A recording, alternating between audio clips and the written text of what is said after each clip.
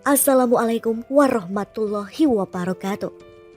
Profesor Matematika jadi mu'alaf sebab surat Az-Zariyat. Al-Quran adalah kitab yang tidak dibatasi oleh ruang dan waktu karena mendahului sains modern dengan fakta paling akurat sebagai temuan ilmiah terbaru. Gary Miller merupakan seorang profesor matematika. Dia dibesarkan di Kanada. Sekolah-sekolah keagamaan adalah tempatnya menimba ilmu. Selain mendapatkan pengetahuan, dia di sana juga mendapatkan keimanan. Dia kemudian belajar teologi di Universitas Wheeling Jesuit Amerika Serikat. Prestasi akademik banyak diraihnya di sana. Anugerah kecerdasan telah memudahkannya memahami berbagai ilmu pengetahuan. Berkat kecerdasan dan bakatnya, dia menjadi pendukung penyebaran agamanya yang aktif dalam berbagai kesempatan. Dia menyebarkan keyakinannya kepada halayak ramai. Dengan penuh semangat, lelaki itu berdiri di podium dan menjelaskan ajaran keimanan yang ketika itu diyakininya benar. Ceramahnya juga ditayangkan di televisi. Kemudian ia mendapatkan gelar doktor dalam bidang matematika dari Universitas Toronto. Pemikiran ilmiah Miller kerap berbenturan dengan ajaran agama yang dianut. Hal ini membuatnya tidak nyaman sehingga dia lebih memutuskan untuk berpindah ke agama lain. Dia juga berpindah-pindah rumah ibadahnya selama 9 tahun karena tidak mendapatkan jawaban dari pemuka agama soal ketuhanan. Pertanyaan dan penjelasan Miller kerap membuat pusing pemuka agama. Mereka yang seharusnya mampu memberikan jawaban untuk menambah keimanan masyarakat malah terdiam. Pemuka agama itu tak dapat memberikan jawaban yang memuaskan kepada Miller. Ketidakpuasan yang muncul karena jawaban itu tidak didiamkan. Miller mencoba mencari cara lain untuk mendapatkan jawaban yang dapat menghilangkan rasa penasarannya. Kali ini, dia tidak lagi menghujani pemuka agama dengan berbagai pertanyaan mengenai ketuhanan. Dia membaca buku-buku tentang Islam, karangan orientalis.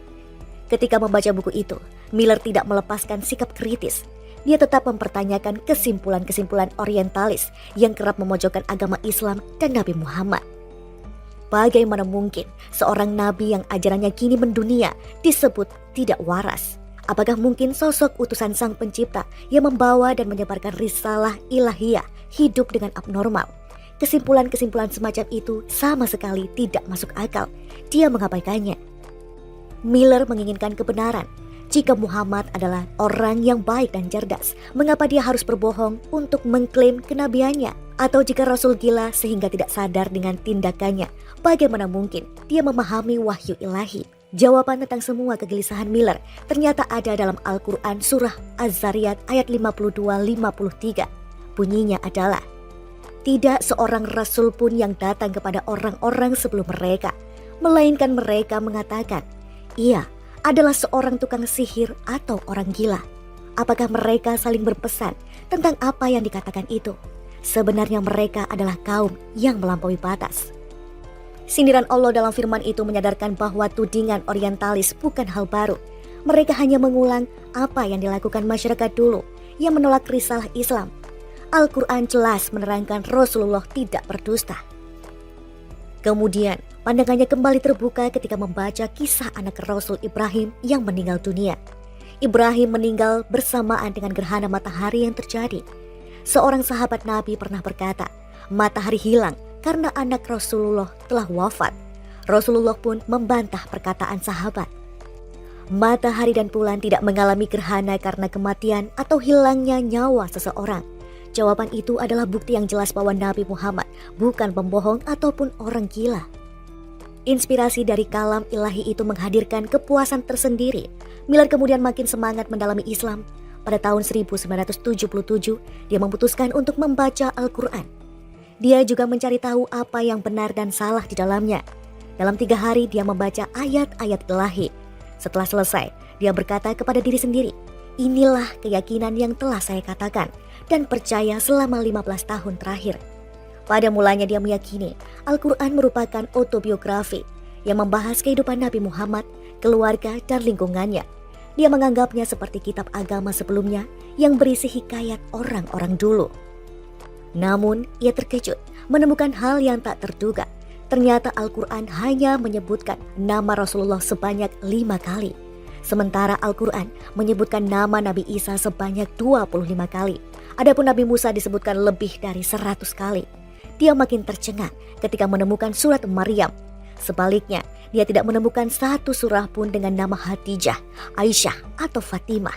Dia juga tidak menemukan cerita yang berhubungan dengan perasaan pribadi Rasulullah.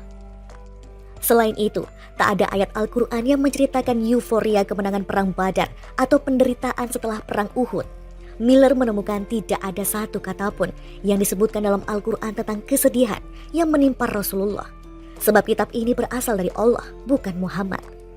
Pada saat pertama kali mengetahui Al-Quran, dia sempat berpikir bahwa konten di dalamnya adalah pengetahuan kuno yang dibuat oleh pria gurun pasir ribuan tahun lalu. Setelah membaca ayat-ayat di dalamnya, dia menyadari prediksi itu tidak tepat. Al-Quran adalah kitab yang tidak dibatasi oleh ruang dan waktu karena mendahului sains modern dengan fakta paling akurat sebagai temuan ilmiah terbaru. Miller kemudian memberikan penghormatan setinggi-tingginya kepada Al-Quran. 200 tahun lalu, ilmuwan Belanda Anthony Leeuwenhoek telah menemukan bahwa 80% tubuh manusia terdiri atas air. Dia tidak tahu bahwa Al-Quran telah lebih dahulu menyebutkannya. Allah mengatakan hal itu dalam surah Al-Anbiya ayat 30 dan Fusilat ayat 11. Hal yang sama terjadi di tahun 2011 ketika Saul Perlmutter, Adam Riess, dan Brian Smith telah memenangkan Nobel Fisika. Penghargaan yang mereka terima adalah untuk menemukan fenomena percepatan ekspansi alam semesta. Sekali lagi, fakta ilmiah ini sudah ada di dalam Al-Quran dalam surah Az-Zariyat ayat 47.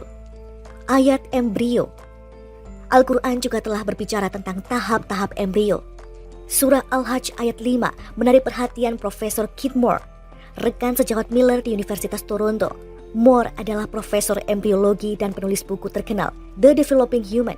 Buku ini merupakan referensi mahasiswa Fakultas Kedokteran Dunia. Al-Quran membuat tanda di buku-buku Profesor Keith Moore. Dalam edisi selanjutnya, dia menambahkan informasi yang dia pelajari dari Al-Quran tentang embriologi. Namun, dunia telah bangkit saat Keith Moore mengeluarkan buku tentang embriologi klinis.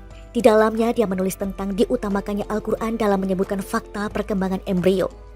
Miller kagum dengan kesepakatan penulis barat bahwa Al-Quran tidak dapat ditulis oleh Rasulullah.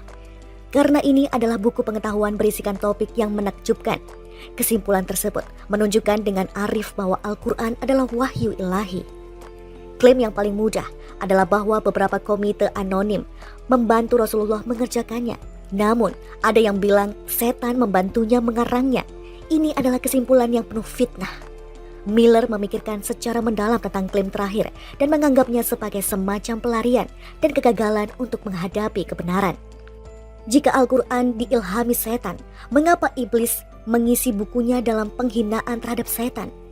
Makhluk pengganggu manusia itu selalu mengajak manusia untuk mengingkari perintah Allah, sehingga mereka akan masuk ke dalam neraka penuh siksa. Gary Miller memeluk Islam pada tahun 1978. Dia memilih nama Mu'allaf Abdul Wahid Omar. Dia mengundurkan diri dari pekerjaannya di Departemen Matematika dan lebih memilih mengabdi untuk berdakwah di Kanada. Buku yang ditulisnya menarik perhatian banyak orang berjudul The Stunning Al-Quran.